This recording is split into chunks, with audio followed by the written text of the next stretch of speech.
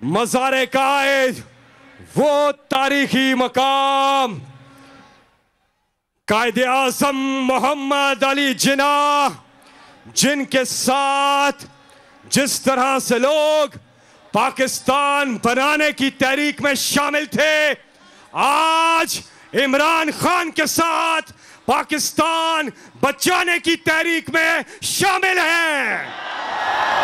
मैं उस हस्ती को बुलाने जा रहा हूं जिन्होंने इंशाअल्लाह अब से चंद ही हफ्तों के बाद एक बार फिर वजीर आजम पाकिस्तान का हल्फ उठाना है।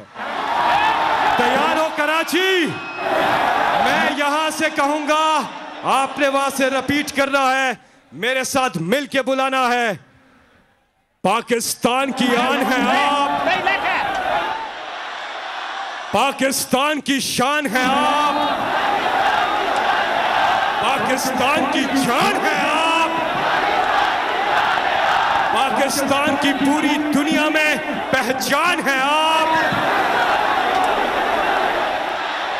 पाकिस्तान के कप्तान हैं आप,